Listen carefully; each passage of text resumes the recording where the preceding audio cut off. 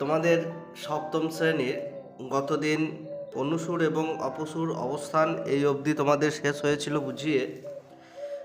যারা ভিডিওটি দেখোনি তারা অবশ্যই দেখে নাও, আর যারা অফলাইনে পড়ছো তার পরের অংশটা আমি শুরু করছি। প্রথমে এই পাতার দেখো, প্রথমে কি রয়েছে, চান্দ্রমাস। এখানে এই পাতার মধ্যে গুরুত্বপূর্ণ অংশ রয়েছে চান্দ্রমাস। চান্দ্রমাসটা কি? তাহলে চান্দ্রমাসটা আসলে আর দুটো করতে হবে, সৌর বছর। এই পাতার দুটো গুরুত্বপূর্ণ রয়েছে, একটা চান্দ্রমাস আর একটা হচ্ছে সৌর বছর। তাহলে চান্দ্রমাস কাকে বলে যদি পরীক্ষায় পরে লিখবে, পৃথিবীর উপগ্রহ চাঁদ পৃথিবীকে প্রায় 27.5 দিন, মানে 27.1 দিনে প্রদক্ষিণ করে, এই সময়টাকে চান্দ্রমাস বলে। দেখো এখানে দেওয়া রয়েছে চাঁদের বিভিন্ন অবস্থা দেওয়া রয়েছে। পৃথিবীকে প্রদক্ষিণ করার সময় চাঁদের কীরকম অবস্থা হয়। চাঁদ প্রথমে এই অমাবস্যা থেকে ধীরে ধীরে ধীরে ধীরে কি হয়, দেখতে আবার শুরু হয়।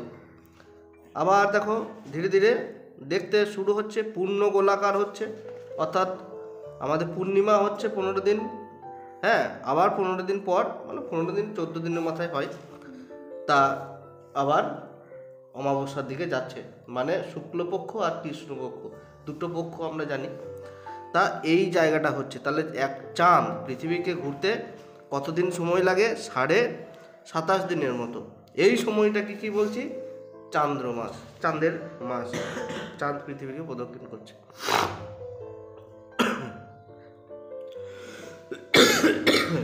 এরপরে আসি সৌর বছর। সৌর বছরটা কি জিনিস? পৃথিবীর সূর্য পরিক্রমণ, পৃথিবীকে সূর্য প্রায় 365 দিনে একবার প্রদক্ষিণ করে, এই সময়টাকে সৌর বছর ধরা হয়। তার মানে কি, সূর্যকে পৃথিবী পুরোপুরি প্রদক্ষিণ করতে কত সময় লাগে? 1 বছর, মানে 365টা দিন। তাহলে এইটাকেই বলছি আমরা সৌর বছর। বেশ, এই পাতার মধ্যে আর করা দরকার নেই, এই দুটো কিন্তু পড়বে। এরপরে তোমাদের জন্য বই প্রশ্ন রয়েছে দেওয়া, যে সূর্যকে একবার প্রদক্ষিণ করতে পৃথিবী কতবার নিজের অক্ষের ওপর আবর্তন করে? তাহলে সূর্যকে, এটাকে তোমরা বার করবে। এই দুটো প্রশ্ন, সূর্যকে একবার প্রদক্ষিণ করতে পৃথিবী নিজে অক্ষ কতবার আবর্তন করে। আর একটা কি, কত মিনিটে একদিন বা 24 ঘন্টা হয়? প্রথমে 1 ঘন্টা বার করবে, 1 ঘন্টা সমান কত মিনিট, তারপরে যত মিনিট হবে তাকে 24 দিয়ে গুণ করে দেবে, তাহলে 24 ঘন্টা বেরিয়ে যাবে। ঠিক আছে, বেশ। এরপরে আর একটা গুরুত্বপূর্ণ জায়গা রয়েছে, যেটা হচ্ছে 29শে ফেব্রুয়ারি। এই তারিখটা কি প্রতি বছর ক্যালেন্ডারে পাও? না। পাই কি 29শে ফেব্রুয়ারি? পাই না। তাহলে কখন পাই? 4 বছর অন্তর অন্তর। 4 বছর অন্তর অন্তর আমরা পাই। এইবারে এই যে 4 বছর অন্তর অন্তর আমরা পাচ্ছি আর কি, তার ফলে একটা দিন আমরা এক্সট্রা কিন্তু পেয়ে যাই। আমি একটু পরে বলছি কেন আমরা 4 বছর পাই, এই 4 বছর পর পর একদিন এক্সট্রা পাই, সেটা আমি একটু পরে এই জায়গাতে বলছি।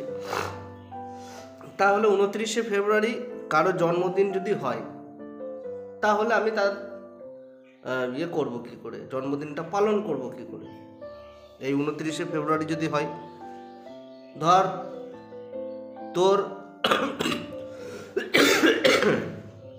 তোর জন্মদিন এই বছর 29শে ফেব্রুয়ারি, পরের বছর তার 29শে ফেব্রুয়ারি পাবি না, তারপরের বছরেও পাবি না, তারপরের বছরও পাবি না। ইংরেজি ক্যালেন্ডার অনুযায়ী বলছি, তাহলে বাংলা ক্যালেন্ডার অনুযায়ী করতে হবে। বাংলারও তো একটা জন্মের তারিখ রয়েছে, 29 ফেব্রুয়ারি বাংলা তারিখ দেখতে হবে কবে, সেই রকম হিসাবে আমাদের জন্মদিন পালন করতে হবে। ইংরাজিতেই পালন করতে হবে, তার কোনো মানে আছে? আছে নাই। এইবারে কেন এমন হয়, এই যে 4 বছর পর পর একটা দিন এক্সট্রা পাচ্ছি, মানে 366 দিনে বছর হচ্ছে, কেন হচ্ছে? কারণ হচ্ছে, দেখ এইখানে দিয়েছে আমাদের ক্যালেন্ডারে 1 বছর মানে 365 দিন, আর পৃথিবী একবার সূর্যকে পরিক্রমণ করে সৌর বছর হয় 365 দিন 5 ঘন্টা 48 মিনিট 46 সেকেন্ড।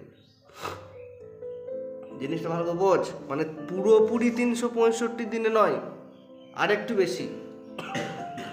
কত বেশি? 365 দিন 5 ঘন্টা 46 সেকেন্ড। তার মানে এই যে 5 ঘন্টা প্রত্যেক বছর এক্সট্রা বেড়ে যাচ্ছে, বেড়ে থাকছে, তাহলে 4টে বছর যদি আমরা যদি এই 5 ঘন্টাটাকেও হিসাব করি, 4 5 20 ঘন্টা হয়ে যাচ্ছে। 20 ঘন্টা আবার এই 48 মিনিট মানে 1 ঘন্টা করে, মানে 60 মিনিটের 1 ঘন্টা, তাই এখানে 48 মিনিট 48 মিনিট 48 মিনিট 48 মিনিট করে 4 বছর যদি ধরে এই গোটাটাকে আমরা ক্যালকুলেশন করি, মোটামুটি রাউন্ড ফিগারে 365 দিন আসছে 4 বছর পর পর। তা এইটা কিন্তু মাথায় রাখতে হবে। ওই জন্যই আমরা 365 দিনকে প্রত্যেক বছর পাচ্ছি না। লিপ ইয়ারগুলোতে কি হচ্ছে, 366 দিনে হচ্ছে, হওয়া উচিত, কিন্তু হিসাবের সুবিধার জন্য 365 দিনে 1 বছর ধরা হয়, আর এক্সট্রা এটা কিন্তু আমরা ধরি না। ফলে প্রতি বছর এই 5 ঘন্টা 48 মিনিট 46 সেকেন্ড একটা বাড়তি সময় কিন্তু আমাদের থেকেই যায়। এই বাড়তি সময়ের হিসাব ঠিক রাখার জন্য প্রতি 4 বছর অন্তর একটা করে পুরো 6 ঘন্টা গণিত 4 বছর সমান 24 ঘন্টা যোগ করা হয় ক্যালেন্ডারে। মানে এই 5 ঘন্টা 48 মিনিটটাকে 6 ঘন্টা করে দিচ্ছে, নিয়ে 24 ঘন্টা করছে, যোগ করা হচ্ছে ক্যালেন্ডারে। ওই একদিন ফেব্রুয়ারি মাসের সঙ্গে যোগ করে মাসটা 29 দিনের আর বছরটা 366 দিনে করা হচ্ছে। আমরা জানি যে 365 দিনে 1 বছর, তাহলে বছরের শেষে 4 বছর পর পর 366 দিনে কি করছি, বছরটা করছি। আর ফেব্রুয়ারি মাসটা কত দিনে হয়? 28 দিনে। তাহলে 28 ফেব্রুয়ারি সেই যেদিন লিপ ইয়ার হচ্ছে, এই যে লিপ ইয়ার, এটা অধিবর্ষ বা লিপ ইয়ার বলছি, তা সেইখানে যে বছরে পড়ছে সেইটা কিন্তু 28 দিনের পরিবর্তে 29 দিন করা হচ্ছে। বেশ, এইটা। আচ্ছা, এরপরে একটা জিনিস আমি বলি যে আমরা কোনো বছরটা লিপ ইয়ার বুঝবো কি করে? আমরা কোনো বছরটা লিপ ইয়ার বুঝবো কি করে?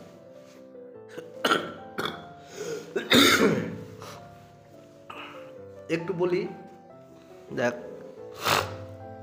লিপ ইয়ার এইভাবেই বুঝবো, যদি এরকম একটা সাল দিলাম 2024, তাহলে আমি বলি যে 2024টা লিপ ইয়ার বটে কি নাই? বল, পারবি? কি করে বার করবি? হ্যাঁ, এই 2024কে আমরা 4 দিয়ে ভাগ করে দিলে যদি পুরোপুরি মিলে যায় তাহলে সেটা কিন্তু লিপ ইয়ার হবে। যেমন 4 5 20, 2 0 একটা বসবে, 4 4 6 24, এই যে মিলে গেল। তাহলে 2024 আমাদের লিপ ইয়ার হচ্ছে। হ্যাঁ, একই। এরপরে ধর আমি সাল দিলাম 2004, 2008 দিলাম, 4 দিয়ে ভাগ কর, 4 5 20, 08, এর জন্য 0 লাগবে নাকি? 0 লাগবে।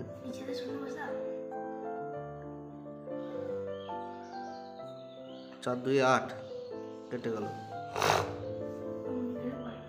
হ্যাঁ অমনি করে করে না, ঠিক আছে, আমি মোটামুটি মিলিয়ে দিলাম, মিলছে বলে মিলিয়ে দিলাম, যা হচ্ছে হোক, সেটা কোনো অসুবিধা নাই। মোটামুটি এইটাও কিন্তু লিপ ইয়ার হচ্ছে, বেশ। এরপরে কি হচ্ছে, আর একটা রয়েছে 2000, পুরো 2000 সাল। তাহলে এটাকে কি 4 দিয়ে ভাগ করবো নাকি? না, যখন কোনো শতাব্দী থাকবে, কোনো শতাব্দী বছরগুলো থাকবে, মানে কোনো শতাব্দী বছর বলতে কি, এই 2000 সাল, 1900 সাল, হ্যাঁ 1800 সাল, 1600 সাল, 1700 সাল, এই পুরোপুরি গোটাগুলি শতাব্দী সাল এগুলো। এই যে 700, 600, হ্যাঁ 800, 1900, হ্যাঁ 1800, 1900, পুরোপুরি এগুলো শতাব্দী সাল। তারপরে 2000, এইগুলোকে আমাকে 400 দিয়ে ভাগ করতে হবে। কত দিয়ে? 4 দিয়ে নয়, 400 দিয়ে ভাগ করতে হবে। তাহলে 400কে 2000 দিয়ে ভাগ করো, তাহলে কত হবে? 400 ভাগ 2000, আমি ডাইরেক্ট করে দিলাম, লে 2000, 405-এ 2000, তাই তো?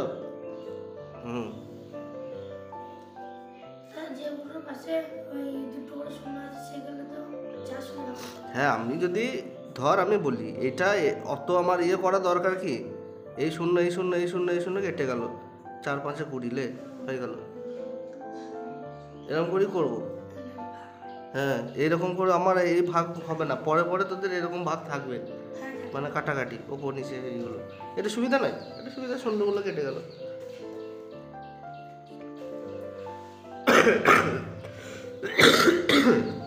তাহলে তোমরা শুধু মনে রাখবে যে যদি শতাব্দী অন্ত হয় তাহলে কি হবে, সেটাকে 400 দিয়ে ভাগ করবে। আর যদি শতাব্দী অন্ত না হয়, এমনি সংখ্যা থাকে, তাহলে 4 দিয়ে ভাগ করে দেখবে, যদি মেলে ভালো, অধিবর্ষ হলো, আর যদি না মেলে তাহলে সেটা অধিবর্ষ নয়। তাহলে এই অবধি তোমাদের হয়ে গেল। আজকে আর পড়াবো না, এরপরে আবার পরের দিন আমি যেগুলো বলবো সেগুলো বলবো, যে পৃথিবী কত ডিগ্রি কোণে হেলে থাকে, হ্যাঁ, তারপরে এখানে দিন রাত্রি হয় কেন, ঋতু কেন আসে, এইগুলো নিয়ে আলোচনা করব। ধীরে ধীরে তোমাদের এগিয়ে যাক, অসুবিধা নাই। তা আজকে এই অবধিই থাকলো, অধিবর্ষ অবধি থাকবে। তোমরা যারা ভিডিওতে দেখছো তারা ভালোভাবে পড়ো, আর যদি কোনো সমস্যা হয় অবশ্যই কমেন্ট বক্সে কমেন্ট করবে। অফলাইনে যারা রয়েছে তারা সরাসরি জিজ্ঞেস করবে। আর চ্যানেলে যদি নতুন হও, চ্যানেলটিকে অবশ্যই সাবস্ক্রাইব করতে ভুলবে না। ভিডিওটি দেখার জন্য তোমাদের অসংখ্য ধন্যবাদ।